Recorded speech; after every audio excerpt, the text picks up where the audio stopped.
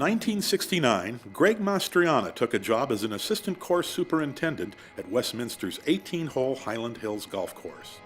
By the time he retired, 43 years later, as the executive director of the Highland Hills Park and Recreation District, the facility boasted 27 holes of regulation golf, 2 par 3 layouts, a multi-tiered practice facility, and a magnificent new clubhouse.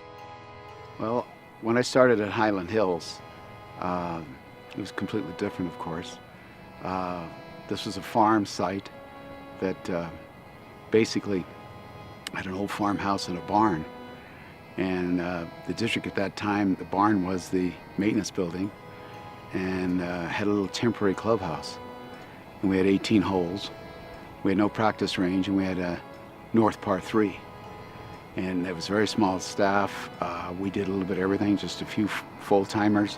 So we did everything from the reels all the way out in the wintertime, and really has changed so much over that time. And in fact, I went to high school at Westminster, and I used to ask my buddies, why would the Highland Hills build a golf course way out on Sheridan?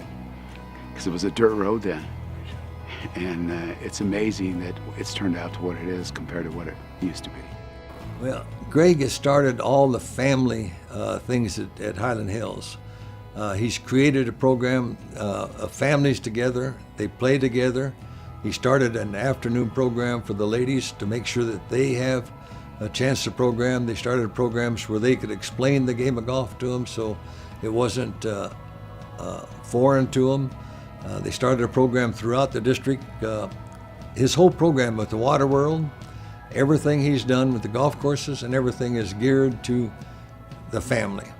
And that is an attribute that he should always be remembered for, that he's had the family first, and that's what his programs were designed to accomplish. His leadership was so profound, the facility now bears his name, the Greg Mastriona Golf Courses at Highland Hills. The board of directors actually talked to us about, or talked to a few of the staff people, including me, about wanting to do this, but wanting to surprise Greg with it. So one of the hardest things I ever had to do was try to keep a secret from Greg, because that's just not the relationship that we had.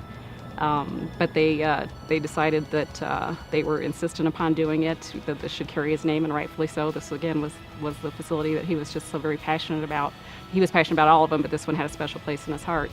So they actually, he was out having had surgery, and they invited him back in for a board meeting and just read the most wonderful resolution changing the name of the golf course, and he could not have been more shocked. And of course, he's so humble, he had a hard time accepting it, but I think it was the most wonderful thing they could have done.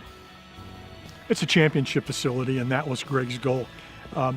He had help in designing the back nine, but also Greg made design changes to some of the holes on the golf course that were his own. I mean, the man has some skill when it comes to golf course designing. And he saw things that weren't quite the way that he wanted them, and he made the changes, and they were good.